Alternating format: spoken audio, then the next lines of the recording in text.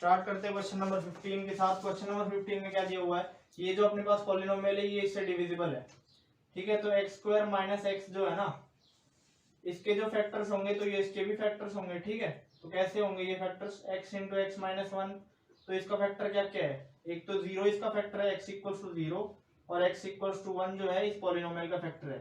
तो अगर ये जो है ये इसको जो है ये इसका फैक्टर है, यानी इसको जब इससे डिवाइड करोगे तो कुछ ना कुछ रिमाइंडर जीरो आएगा। इसका मतलब क्या हुआ, इसके जो फैक्टर्स होंगे वही इसके फैक्टर्स होंगे, यानी जीरो इसमें डालूंगा, यानी एफ ऑफ जीरो भी जीरो आना चाहिए और एफ ऑफ वन भी वन जीरो आना चाहिए। समझ में आई बात, ये दो आप इक्वेशन सॉल्व करोगे ना तो अपने आप आंसर आ जाएगा। एफ ऑफ जीरो यानी कि zero plus zero minus a time zero plus b equal to zero, यानी बी की वैल्यू जीरो। सिंपल यहां से आ गई। एफ ऑफ वन डालो, one plus one minus a plus b is equal to zero, ठीक है।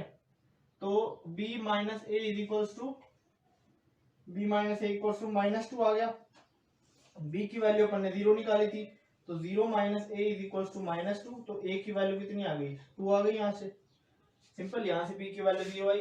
कैसे हुआ ये, जो x माइनस वन जो है वो इसका भी फैक्टर होगा। अगर ये जो है ये इसको डिवाइड करता है, तो कोई पर्टिकुलर एक्सप्रेशन किसी एक्सप्रेशन को डिवाइड करता है ना, तो जो उस एक्सप्रेशन के फैक्टर्स होते हैं वही उसी के फैक्टर्स होते हैं, ठीक है।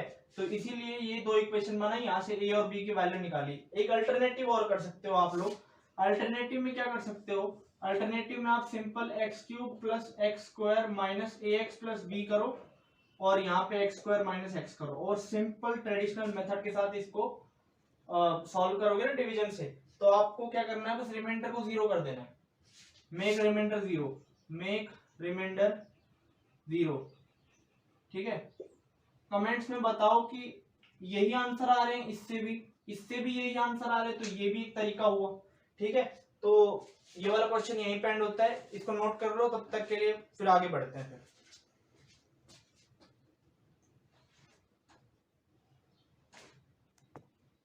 स्टार्ट करते हैं फिर क्वेश्चन नंबर 16 के साथ। क्वेश्चन नंबर 16 क्या बोलते हैं अपने को, क्वेश्चन नंबर 16 बोलता है कि अल्फा बीटा गामा अगर रूट्स हैं कि f of x equals to a x cube plus b x square plus c x plus d के जो हैं अगर रूट्स हैं अल्फा बीटा और गामा, तो अपने को पूछा है one by alpha plus one by beta plus one by gamma किसके बराबर होगा, ठीक है। तो वन बाय ये किसके बराबर होगा, इसमें आप एलसीएम लोगे ना, तो सिंपल अपने पास आएगा अल्फा बीटा गामा, और ऊपर में आएगा यहाँ पे बीटा गामा प्लस यहाँ पे अल्फा गामा और यहाँ पे अल्फा बीटा। तो अपने को सिंपल पता है कि alpha beta plus beta gamma plus gamma alpha किसके बराबर होता है, ये होता है सी बाय ए के बराबर। ये मैंने बता रखा है आपको, सी बाय ए के बराबर। अल्फा बीटा गामा किसके बराबर होता है, तो माइनस डी बाय ए के बराबर होता है, ठीक है। ये हो गया सिंपल, ठीक है। तो इन दोनों को पुट कर दो, यहाँ पे सी बाय ए, यहाँ पे आ जाएगा माइनस डी बाय ए, तो ये आ जाएगा माइनस सी बाय डी। तो this is the answer to your problem, ठीक है। तो ये क्वेश्चन यहीं पे एंड होता है, नोट कर लो इसको, आगे बढ़ते हैं फिर। Alpha square plus beta square plus gamma square की वैल्यू निकालनी है इस क्वेश्चन में। कैसे निकालेंगे, पहले जैसे ही सेम क्वेश्चन है, बस उसके इसमें आप कैसे करोगे, इसको मैनिपुलेट कर लो, alpha plus beta plus gamma का होल स्क्वायर, ठीक है, माइनस में two alpha beta minus two beta gamma minus two gamma alpha कर लो, ठीक है। ठीक है, ये आ जाएगा alpha plus beta plus gamma का whole square minus two times of alpha beta plus beta gamma plus gamma alpha, ठीक है। इसको ऐसे मैनिपुलेट करोगे ये आ जाएगा सिंपल ऐसा। इसमें alpha plus beta plus gamma की वैल्यू होती है माइनस बी बाई ए का होल स्क्वायर और माइनस टू टाइम्स ऑफ ये सी बाई ए के बराबर होता है alpha beta plus beta gamma plus gamma alpha. इसको इस तरह से मैनिपुलेट करना था बस। This is the answer to your problem. इसको नोट कर लो, फिर आगे बढ़ते हैं। क्वेश्चन नंबर 18 की तरफ। क्वेश्चन नंबर 18 अपने को क्या बोलता है, क्वेश्चन नंबर 18 में अपने को ये फाइंड करना है, बस यही चल रहा है अपने को, बस अल्फा बीटा गामा के साथ खेल रहे हैं। इसको आप कैसे लिख सकते हो, नीचे एलसीएम लोगे तो नीचे आएगा अल्फा बीटा गामा, यहाँ पे आएगा गामा, यहाँ पे आएगा अल्फा और यहाँ पे आएगा बीटा एज ऊपर, ठीक है। तो अपने को पता है alpha plus beta plus gamma की वैल्यू क्या होती है, माइनस बी बाई ए होता है, ठीक है। और ये भी पता है कि इसकी वैल्यू क्या होती है, माइनस डी बाई ए होता है, ठीक है, तो ये वैल्यू आ जाएगी सिंपल b/d। ये this is the answer to this problem. Note कर लो इसको, आगे बढ़ते हैं। फिर स्टार्ट करते हैं फिर क्वेश्चन नंबर 19 के साथ। क्वेश्चन नंबर 19 आपको क्या बोलता है, इसमें जो अल्फा बीटा गामा जो इसके रूट्स है वो सब एपी में है। जैसे मान लो alpha beta gamma be in AP, इसका मतलब क्या हुआ, इनके बीच का जो कॉमन डिफरेंस आएगा और इनके बीच का कॉमन डिफरेंस दोनों बराबर होंगे। इसका मतलब क्या हुआ, beta minus alpha is equals to gamma minus beta. इससे क्या आया, 2 beta is equals to gamma alpha plus gamma.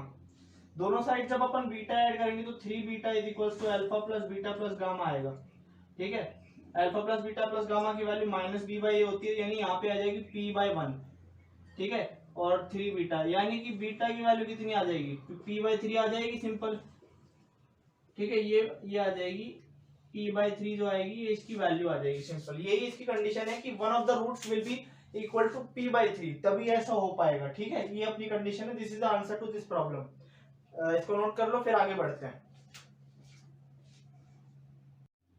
Question number 20 की तरफ। क्वेश्चन नंबर 20 क्या बोलता है कि अपने को f of x equals to this, के ऐसे अपने को के की वैल्यू निकालनी है जिससे कि इसके जो है इक्वल जीरोस है।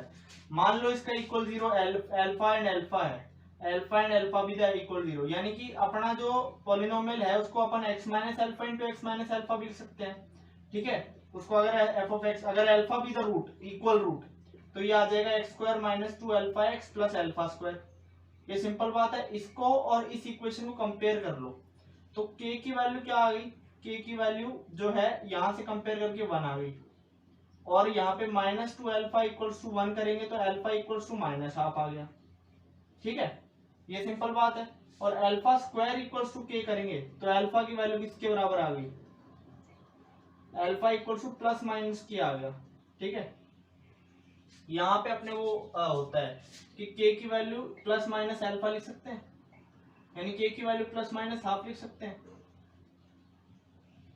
इसलिए k की दो वैल्यूज आएंगी, समझ रहे हो।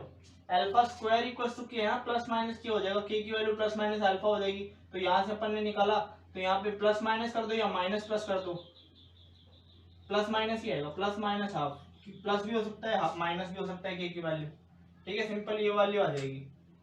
और जैसे कि अपन देख रहे हैं ना, यहाँ से आ रहा है, तो इसको अपन सबसे पहले इसको कन्वर्ट करते हैं, F of x x square plus x by के प्लस 1 के फॉर्म में कन्वर्ट करेंगे ना, तब आएगा ये वैल्यू।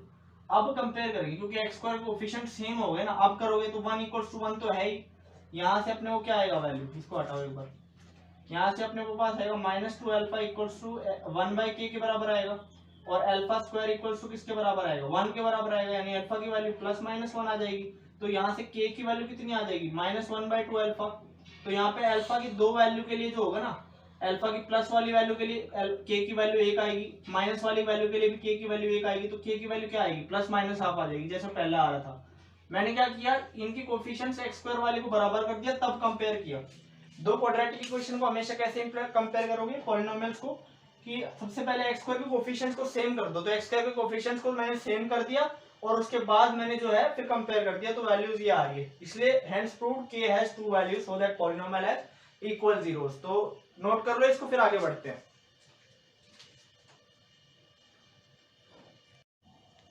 तो फिर स्टार्ट करते हैं क्वेश्चन नंबर 21। क्या बोलता है अपने को कि एक पॉलिनोमियल है, तो अपने को वेरीफाई करना है कि k की किसी 1 से बड़ी ऑड इंटीग्रल वैल्यू के लिए क्या ये इक्वल रूट्स कंसिस्ट कर सकता है। तो मान लेते हैं इसके alpha be the equal root, यानी alpha and alpha be the root, alpha and alpha. तो अल्फा और अल्फा का सम जो आएगा वो 2 अल्फा इक्वल्स टू माइनस के आ जाएगा सिंपल, और अल्फा स्क्वायर इक्वल्स टू के आ जाएगा सिंपल, है ना। तो अपने को क्या पता चला यहाँ से, अपने को जैसे यहाँ पे डिवाइड करोगे तो अपन 2 by alpha is equals to minus 1 आ जाएगा। तो 2 is equals to minus alpha, और अल्फा की वैल्यू जो आएगी वो -2 के बराबर आ जाएगी। ठीक है, सिंपल आ जाएगी। तो k की वैल्यू किसके बराबर आ जाएगी, 4 के बराबर आ जाएगी। ठीक है, k की वैल्यू 4 के बराबर है, इस मतलब क्या है, k ग्रेटर देन 1 है, लेकिन ऑड इंटीग्रल नहीं हो सकता है। ठीक है, तो इसका मतलब this can not be true, this can not be true, can't be true. ठीक है, ये अपना सिंपल वैल्यू है, ऐसा ही हो सकता है। ठीक है, तो ये this is the answer to this problem. Note कर लो इसको, फिर खत्म हो चुकी है शीट। अगली शीट डिस्कशन होगी अपनी लीनियर इक्वेशन इन 2 वेरिएबल्स की। तब तक के लिए स्टे सेफ, स्टे होम।